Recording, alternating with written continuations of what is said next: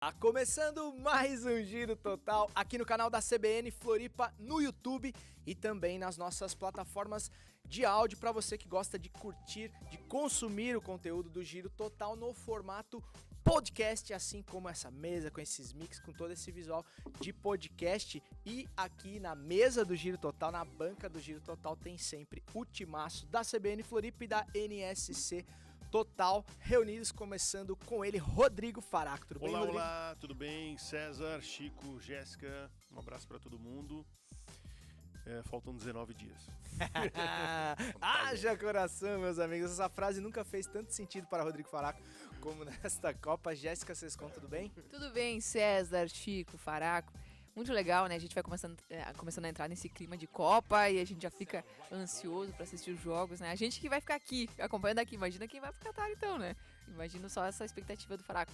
Mas acho que a gente tá todo mundo preparado aí para fazer uma grande Copa. Show de bola. Expectativa em alta aqui na firma para o início da Copa do Mundo. Aliás, teremos novidades no Giro Total para a Copa do Mundo. Daqui a pouco a gente comenta. Chico Lins, tudo bem, meu amigo? Como é que você tá? Um abraço, César, Jéssica, beijo. Beijo, só para ter abraço. Beijo Tá, dos beleza. dois, que eu conheço há mais tempo e tal. E, bom, vamos falar sobre Copa, essa ansiedade, né? Eu acho que eu vou para a primeira Copa que eu vi, assim, que eu me Foi lembro. em 30 e... Não, foi 70. O Uruguai foi campeão. 70, eu me lembro menos dos jogos, mas Festa muito em Montevidéu, naquela... dos pós-jogos. Eu morava no Rio, a gente saía no carro do meu tio e ia festejar. Qual Copa? passear. Desculpa, eu perdi. 70. Eu tinha 6 anos. Então eu me lembro de 66, eu não me lembro. Eu não me lembro dos jogos. Eu me lembro a gente saiu, o Brasil ganhou os 7 jogos daquela Copa. 6 jogos. E aí sempre quando o Brasil ganhava, a gente saía na rua para festejar. E eu tô indo para 70, 74, 78, 82, 86, 90, 94, 98, 2002, 2006, 2010, 2014, 18, 14ª Copa. Presta as mãos aí pra todo mundo. Caramba, Tinha a 14ª Copa e é muito legal. Eu só imagino, a alegria é compartilhada por todos, porque do Rodrigo que vai presenciar isso tudo ao vivo. Então, para nós já é sempre uma coisa especial. Imagina para o Rodrigo, um cara que é apaixonado por futebol e ainda unir a paixão que ele tem pelo futebol e a paixão pelo jornalismo e estar lá vendo ao vivo. Isso aí. E a paixão pela Copa do Mundo também, porque eu sou um Exatamente. de Copa do Mundo. Sim. A alegria é maior ainda. Em 14 vocês chegaram aí, alguns jogos, algum de vocês? Eu fui. É? Eu fui a um jogo que eu queria. Era a oportunidade mais próxima de eu levar meus filhos. Depois a logística que eu fiz para chegar em BH. Eu vi aquelas quarta de final, Rodrigo? Oitavas. Brasil, diga que é a minha memória ambulante. Como é? HD externo. Certificador de informação. Não, Rodrigo, ele lembra mais dessas coisas que eu fui no jogo do Brasil e Chile, que foi para os pênaltis. E tinha muita gente, muito catarinenses lá. Eu encontrei muitos amigos lá. Cara, que jogo, hein? Pô, Meu o William meteu uma bola na trave no último minuto da prorrogação. E o Brasil ganhou nos pênaltis. Eu me vibrei muito pela vitória e por não ser considerado o maior pé frio da história. É verdade. Pô, um grande risco que tu correu, hein, ô Chico. Depois ele ficou igual o Thiago Silva, né, sentado na bola. Pô, eu fiquei... Olha, o Thiago Silva estava chorando lá e eu estava chorando no Mineirão. Show de bola! E nessa expectativa para a Copa do Catar é que a gente dá início nos trabalhos depois do tapa do Faraco. Faz favor, Faraco. Vamos lá, roda a vinheta.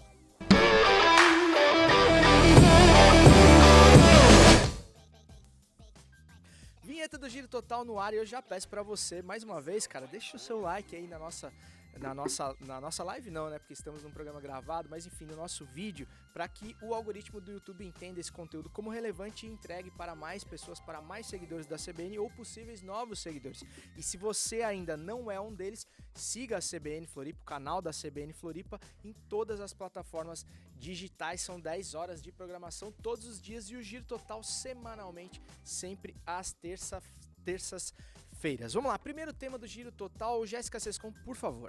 Só fazer um comentário. O Chico falou, não sou pé frio e tal. O jogo contra o Chile foi no Mineirão e o Chico deixou uma sementinha lá. Pra semifinais. É verdade. Pô, traíra pra caralho. Não.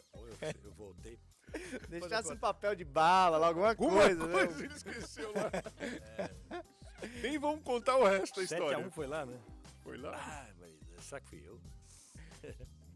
Finados. Avaí recebe o Bragantino no feriado com chances remotas de permanência na Série A. O clima é de velório. Boa sacada.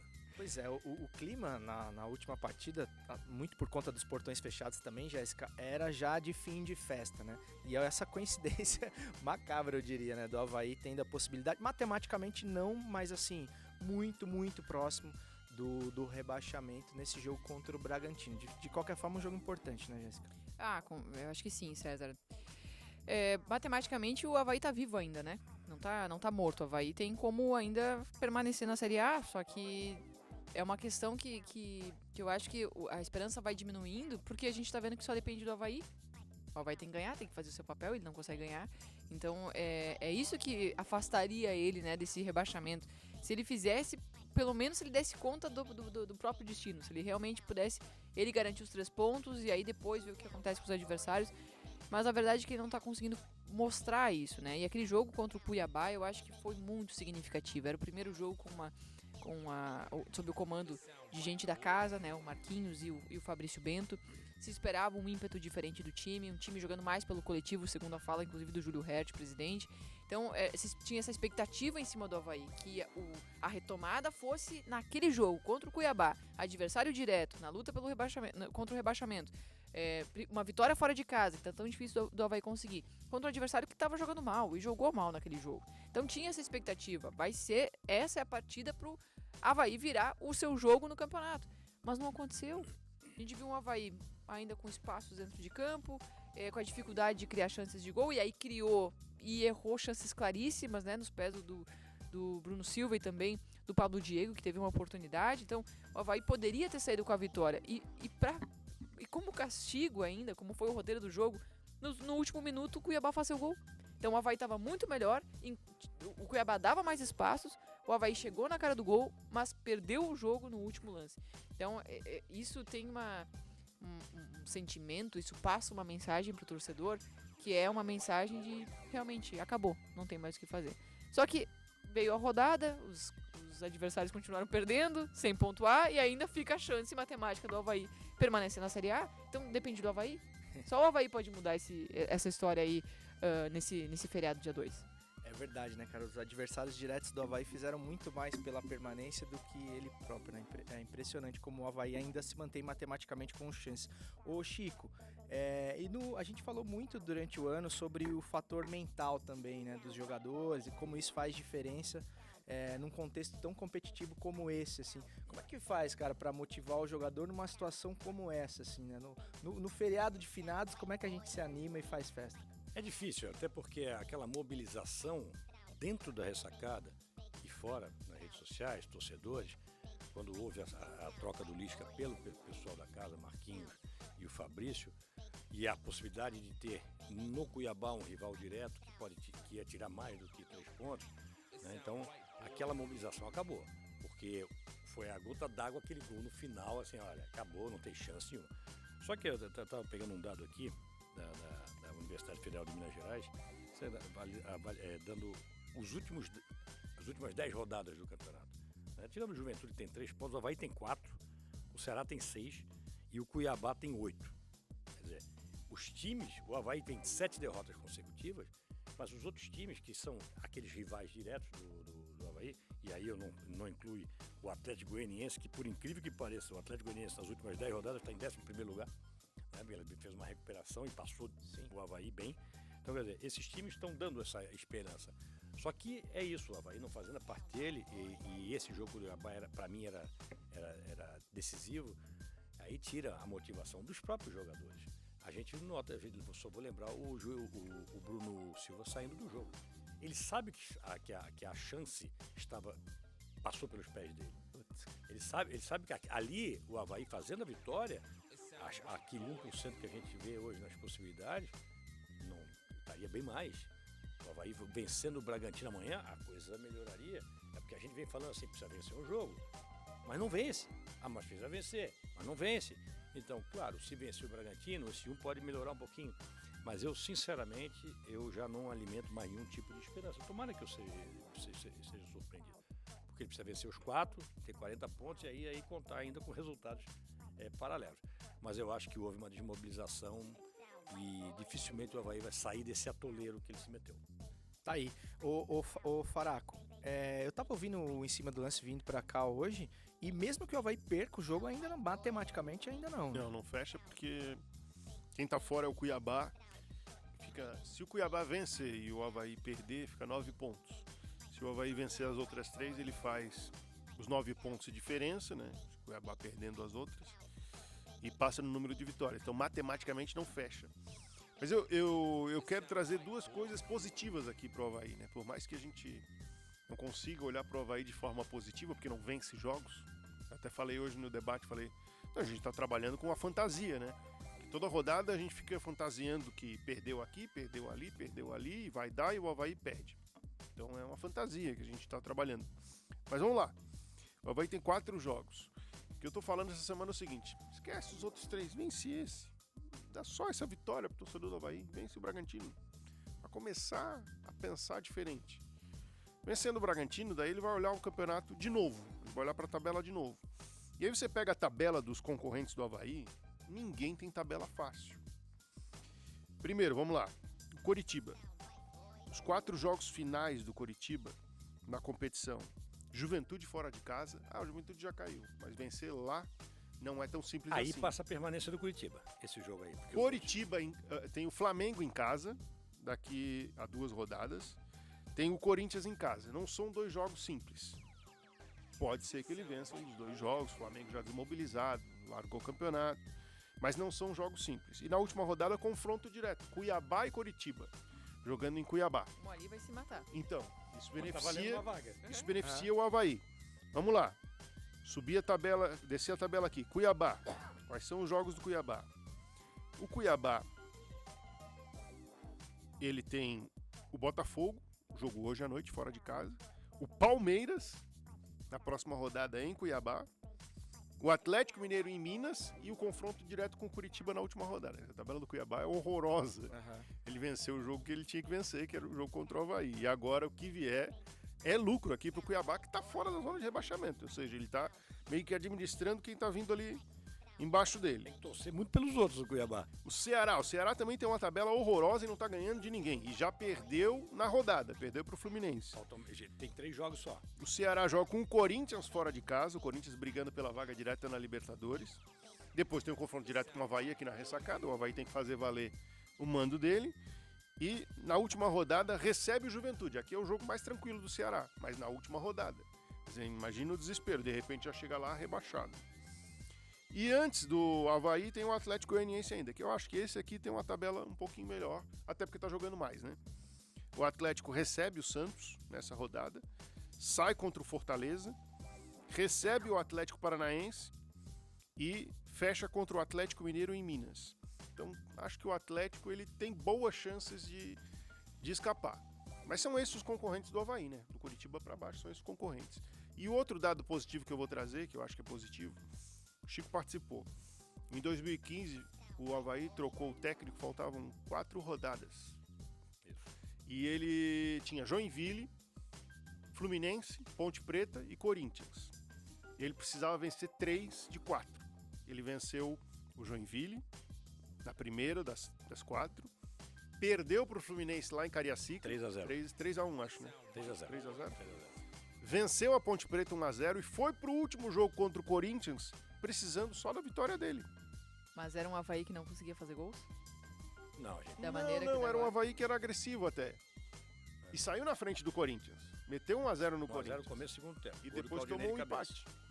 Então, mas o Avaí só dependia do resultado dele. Então, chegou nesse ponto em 2015 também, precisa vencer 3 de 4, não vai fazer. E o Avaí, por pouco, não fez. Então, esse negócio de acreditar, não acreditar, disputar... O que o Avaí tem que fazer agora é o seguinte: entrar em campo para vencer o jogo. Para vencer um jogo. O primeiro jogo. Depois pensa no próximo. Que o próximo do Avaí é contra o Santos fora de casa, sábado. É um jogo dificílimo de vencer. Mas e daí? Só vai ter a chance contra o Santos se vencer o Bragantino. Então essa vitória, gente, o primeiro passo. Só isso. É simples, não é simples. Nada pro Avaí vai ser simples agora. Tá? Sim. Não, muito lúcida a análise de Rodrigo Fará, que assim, são 4 jogos num ambiente de Série A também. Acho que tem que valorizar isso, né? Porque, tem times que estão aí, cara, uma história inteira de um time tentando chegar numa Série A. Então o Avaí tem que aproveitar essa experiência ao máximo, mesmo que vá cair, pra enfim, pensar a próxima temporada também. Tem uma série de coisas que você pode aproveitar nessa E os times vão somar pouco, tá? Vão somar pouco. Ali 39, 40 vai ser a régua, vai ser o Com exceção do Atlético Goianiense, os outros estão jogando mal. Cuiabá tá jogando muito mal, gente. Mas eu acho que mesmo pontuação baixa dos envolvidos, até mesmo pela dificuldade da tabela para cada um, o Avaí vai precisar dos 4. O problema é que se o Avaí fizer 3 vitórias, ele vai a 37. Sim, porque tá muito não vai abaixo, dar né? com 37. Tá muito abaixo. Ele vai ter que fazer as 4 vitórias. E o outro problema também é que, além dos números, a performance do Avaí não inspira confiança nos próximos jogos, né? Nada faz crer hoje que o Avaí vá ganhar. É por isso que, pra mim, a minha esperança é que a performance melhorasse, um fato novo de ter uma comissão técnica da casa. Melhorou um pouquinho o rendimento. Em questões táticas foi um time mais organizado, mas ainda é um Avaí com muita dificuldade. É isso aí, vamos ver o que vai acontecer então. A gente tá gravando esse episódio na terça-feira. Amanhã, feriado, dia 2 de novembro, o Avaí entra em campo contra o Bragantino na ressacada, evidentemente precisando de um resultado positivo para continuar sonhando com a permanência. Se você acredita ou não acredita que o Avaí possa ainda sonhar com a permanência na Série A, deixa aí nos comentários ou só dá uma desabafada mesmo pra gente ler o que você tá achando dessa campanha do Leão. Vamos lá, próximo tema então. Rodrigo Fará, por favor. Vamos lá.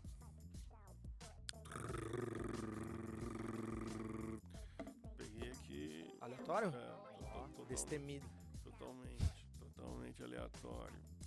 Dizer que o Pogba tá fora da Copa. Contagem regressiva, menos de 20 dias para o início do Mundial do Catar. Comentem. Faracô, quem tem que comentar sobre isso é você, cara. Você Sabe tá que eu tava pensando às portas do avião aí, cara. Primeiro, assim, semana que vem, segunda-feira, tem a convocação. Já começaram a sair as listas, tá? O Japão divulgou hoje a lista oficial dos 26 da Copa do Mundo. Então, a partir dessa semana, a gente vai ver aí as convocações aparecendo. A gente está tendo também as notícias ruins, né? Que são os jogadores que estão ficando fora da Copa. Mas o Pogba fora da Copa. A França perdeu um grande jogador. Não, a Copa perdeu um grande jogador, né? E a gente já não tem alguns grandes jogadores. E um dos grandes jogadores de 2018, Pogba. Exatamente. Aliás, Kanté também. Mas a França já perdeu o goleiro, o Kanté e o Pogba. E o Lloris vai ter que assumir a vaga de novo, né? Vai ter que ser o titular, ele foi campeão em 2018. E eu não sei vocês, desculpa te interromper, mas eu mesmo, né, claro que eu vou torcer muito pro Brasil, eu não consigo ficar feliz de ver caras como esse ficando fora da Copa. Cada um desses que anuncia, eu falo, pô... Mas o Pogba foi o quê? Foi sobrecarga muscular? Não, ele tava tratando uma lesão e teve outra lesão. Ele tava recuperando de uma lesão, que acho que era joelho, e aí teve um... Isso é muito comum. Porque tem uma polêmica do Pogba e do Mbappé na seleção da França, né? Não sei se isso não atrapalharia, Tem. A seleção da França tem várias divisões. Tem, mas eu não sei. Não, o vestiário lá é bom. Bom ambiente. Não, a causa aí foi... Porque depois fica sempre com o desequilíbrio. Quando você tem um problema, e aí a questão muscular é pesada na recuperação, na transição. Quando já está quase curado de uma, geralmente tu acostuma a trabalhar, porque o corpo compensa. E aí dá problema muscular. Eu acho que mais ou menos foi por aí a lesão do Pogba. Qualquer um que se machuque agora é o risco total de estar fora da Copa, né? Porque uma lesão muscular de 4 semanas, como é que vai ser? A Copa começa em 3. Sim. Agora é hora de ajustes finos e dos caras, né, terem o goleiro é amanhã? Como é que você fala o nome do goleiro? Mandandá. É o do Milan, né? Eu não tenho certeza do nome. Manhã? Ele... Manhã, o tarde e a noite, né? Mas parece que o manhã, ele... Pode ser que se recupere a tempo. Piada de tiozão. É uma incógnita. Pois é, pode ser, mas é isso, é incerteza, né? E ele só tem até meio-dia, né? Vou citar o exemplo... A inscrição termina meio-dia. Vou citar o exemplo do Romário, da Copa de 98, né? O Romário machucou muscular antes da Copa de 98, e aí ficou aquela discussão, corta ou não corta. Era o Romário melhor da Copa de 94, tentando repetir em 98. Ele jogou pelo Flamengo antes de começar a Copa do Mundo. Não, no meio da Copa ele jogou pelo Flamengo, só que ele jogou só pra mostrar que ele poderia estar na Copa, porque depois ele ficou parado mais um mês para poder voltar a jogar. Então ele só fez aquela exibição só para dizer assim, ó, Olha, Eu eu poderia- poderia. Então é isso, é no limite sempre. E Copa do Mundo, por mais que a gente tenha esse imaginário de que não, é um mês de rendimento máximo. Então não dá. Pode ser o melhor de todos. A Copa que eu acho que o Brasil arriscou mais e deu certo foi 2002, porque o Rivaldo estava machucado, o Ronaldo estava machucado e o Felipão levou os dois para a Copa, confiando na recuperação dos dois, claro, com o aval dos médicos, né? Zico em 86. E o Zico jogou a Copa machucado. Machucado. Ele pediu para não ir. Sim. E o Tele quis que ele fosse. E ele disse que se arrepende até hoje, porque pelo desfecho todo, né? Mas jogou a Copa machucado. Falcão também foi pra Copa machucado. Sim. Em 86. Então, acho que não dá para arriscar muito. Só se for Um extra classe. no caso do Brasil, o Neymar. Né? De tentar levar o Ele já Neymar podia com né, uma lesão. ser sacado ali do PSG e não jogar mais, né? Outro dia, Não Tira precisa ele, usar cara. mais. o jogo do Paris Saint-Germain, Ele tomou uma entrada forte. não, tá tomando entrada fora, mas o Messi, uma hora parou e até Eu vi essa o imagem. narrador, ai meu Deus, Na verdade, a chuteira a tinha chuteira saído. tinha saído, porque ele deu aquela Desceu a parada lesão. típica de lesão muscular, né? Lesão Bota a no mão posterior da atrás. coxa. Mas no caso da Argentina, se o Messi tiver uma lesão muscular, ele vai pra Copa. Vai. A não ser que seja um rasgo, lesão grau 3, Sim. que aí não tem como, né? Mas se tiver qualquer lesãozinha, ele vai pra Copa. Porque aí é o cara que é diferente, entendeu? E no caso do Neymar, tem horas que parece que ele faz de propósito. Ele começa a dar umas roladas no chão lá, fazer umas caras de dor que você fala, pô, Ei, o cara, esse Neymar cara tá. teve problema de lesão Não nas brinca duas com coisa últimas séria, cara. Ele não conseguiu fazer nenhuma Copa 100%. Né? 100%. 14 ele não tava fisicamente, né? Ele Tomou tava a joelhada do... Joelhada e quebrou. Mas acabou ficando tá, fora. claro, Zúñiga. claro. Zúñiga. Isso. Ô, minha memória, Colômbia. cara. Contra a Colômbia. Aliás, falando sobre esse período aí que o Faraco citou, do Romário, corte do Romário, a expectativa pelo Ronaldo, acabou de sair um documentário sensacional chamado Ronaldo O Fenômeno, Já vi. na Globoplay. Maravilhoso. E é um recorte exatamente sobre esse trecho, né? Da final da Copa de 98 até o final da Copa de 2002. Então é toda essa expectativa pelo Ronaldo. E não era só esperar um jogador machucado, né, Faraco? Era um ex-atleta que ninguém sabia se ia conseguir jogar novamente, né? Era uma coisa assim... Não, assim. A história do Ronaldo com as lesões é algo assim estarrecedor, né? E quando você vê o documentário e os relatos, né? Porque ele conta que ele foi nos Estados Unidos conversar com um médico e o médico falou pra ele assim, ó, com essa lesão que tu tivesse aí, se tu voltar a andar normalmente já se dá por satisfeito. Jogar, esquece. O cara falou isso pra ele. Sim. E eram um dos Imagina. mais conceituados, os médicos americanos. E aí tal, ele saiu de lá completamente perdido, né? Aí foi de volta com o Dr. Sayan, da França, que recuperou ele. E é um documentário muito legal pra indicar pra gurizada Dois e tal, que que eu acha. tenho que ver. É um do Ronaldo e outro do Figo. Fala que é muito O bom do também. Figo eu não vi ainda. Vale? Vale a pena, porque ele pega uma passagem, É, uma ó, o passagem Lapinha da saída tá aprovando.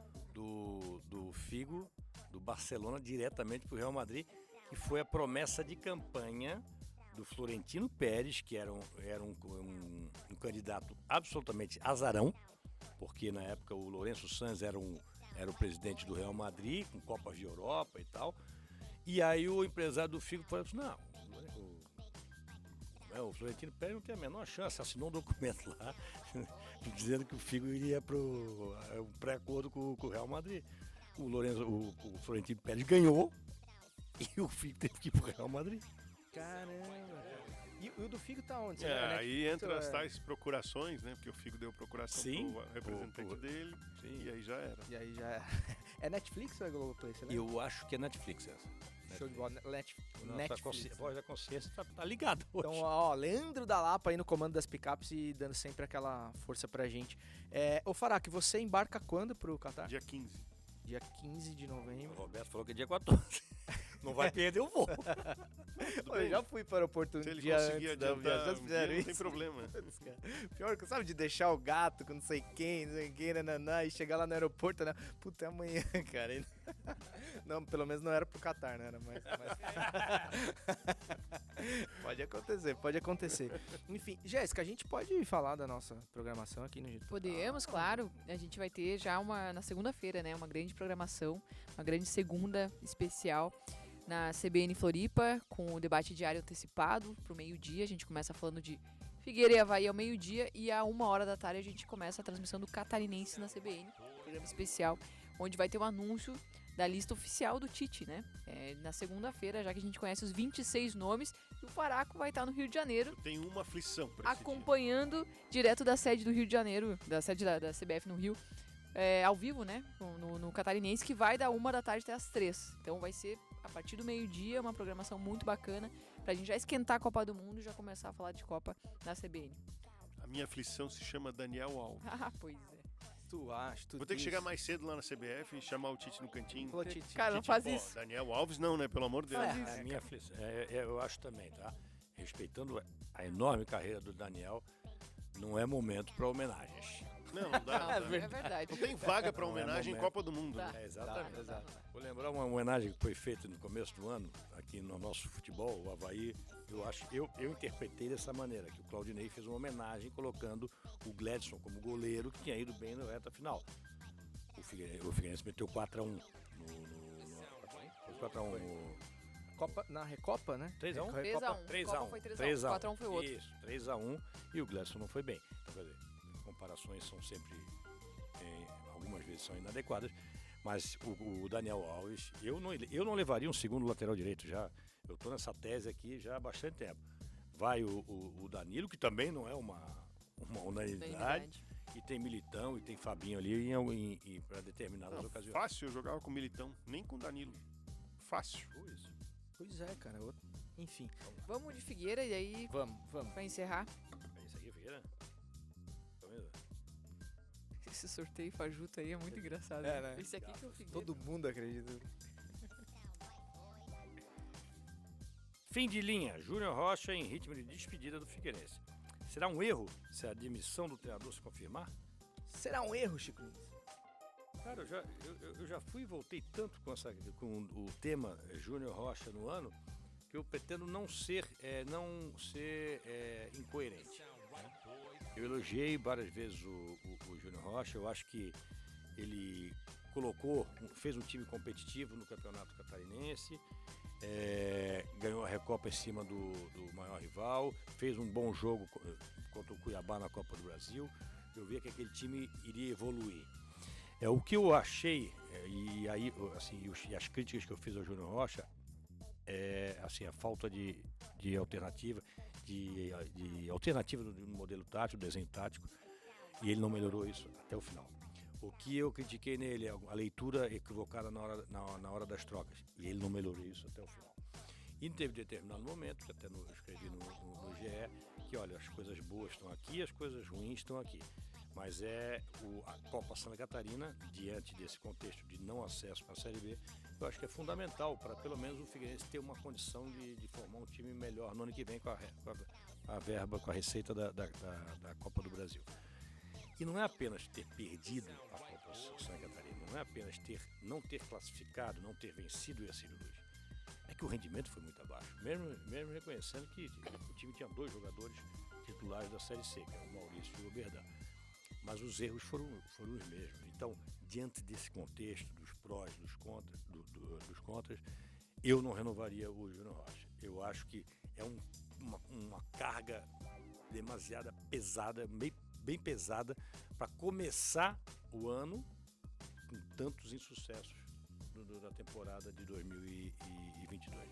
Então, eu buscaria um outro caminho. Agora, tem técnico melhor? O técnico vai ser melhor? Não sei. De repente, até ano que vem, a gente fica com saudade do Júnior Rocha. Mas eu acho que o fim é final de linha para ele. Que é sempre a pergunta que fica, né, Chico? Quem vem, né? Quem vem? Isso é muito, muito difícil dizer se vai melhorar ou não. Ô, Jéssica, mudando um pouquinho a pergunta, tá? O Chico falou sobre o Júnior Rocha com o contexto que a gente tem de Figueirense hoje.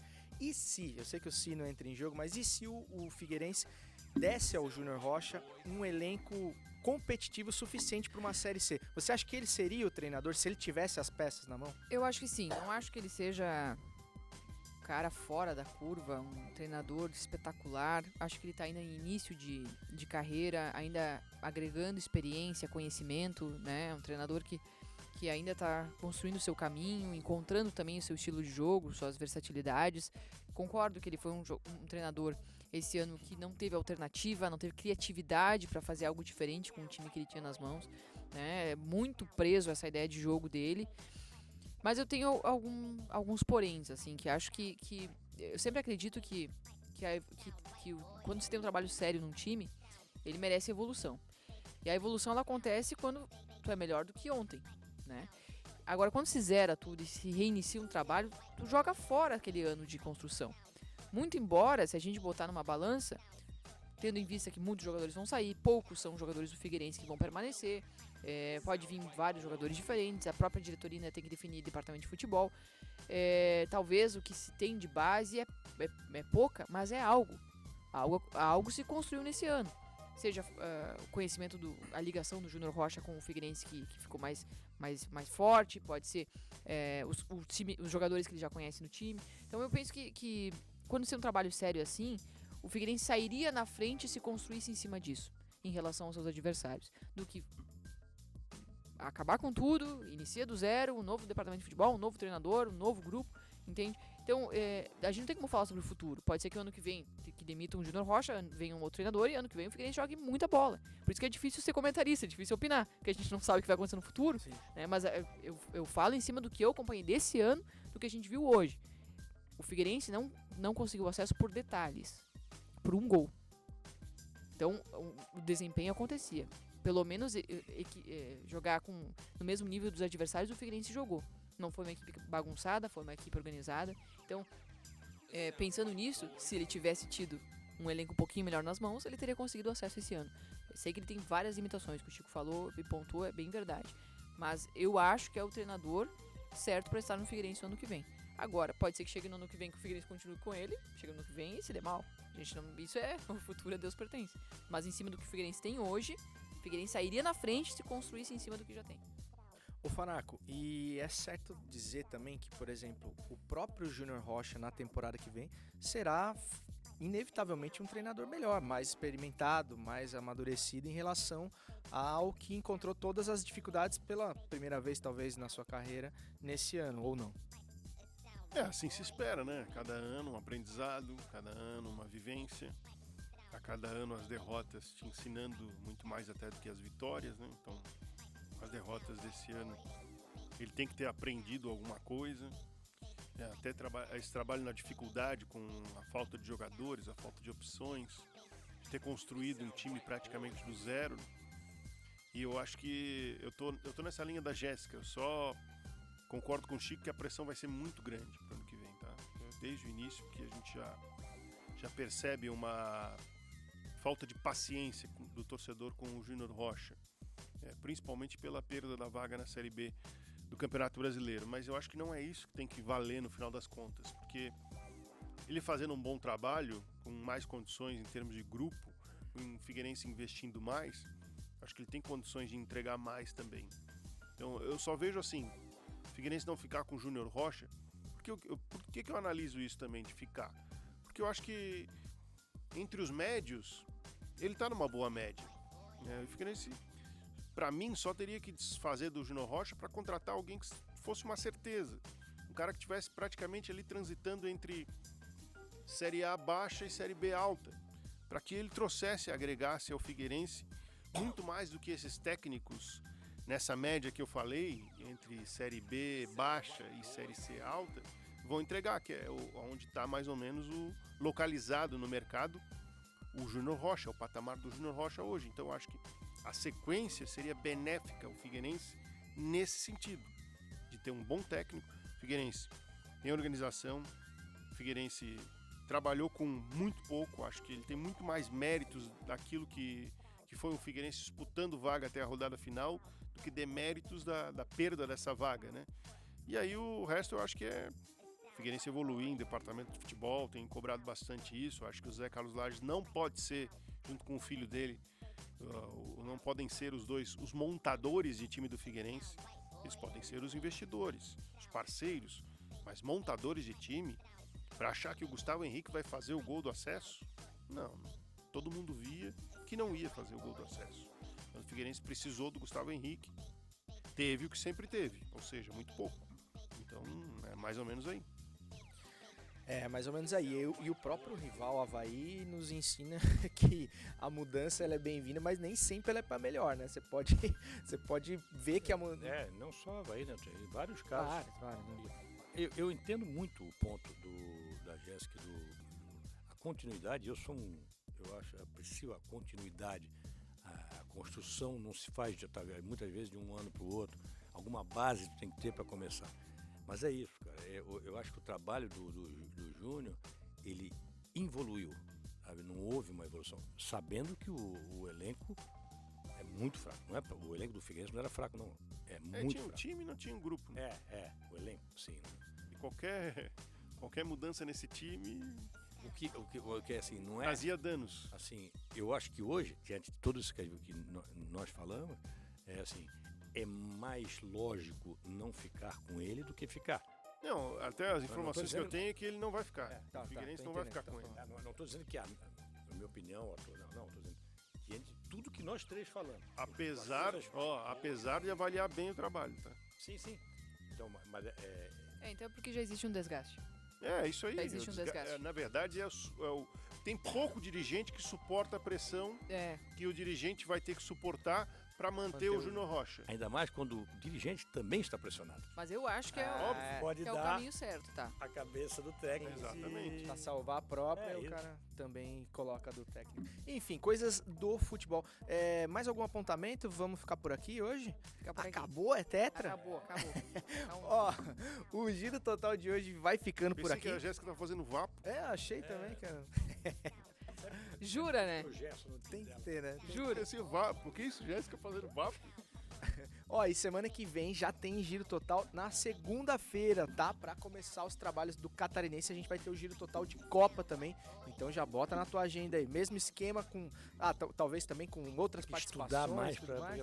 pra bater papo, porque o homem tem uma memória. Ele tá voando. Eu sou bem mais velho que ele e ele lembra de coisas do meu tempo que eu não lembro. Vamos ter que estudar bem pra essa Copa do Mundo aí, que o bicho vai pegar. E vamos ter o Faraco direto lá de Doha, no Catar, trazendo tudo pra gente. Novos quadros, enfim. Aguarde, que vai ficar legal demais. E deixa aí nos comentários sobre o Júnior Rocha também, cara. Se você acha que o Figueirense deve insistir com o Júnior Rocha ou não deve. E o Chico vai fazendo a língua dos sinais aí enquanto eu vou falando aqui. Giro Total de hoje fica por aqui. Semana que vem tem mais. Tamo junto e segue o jogo!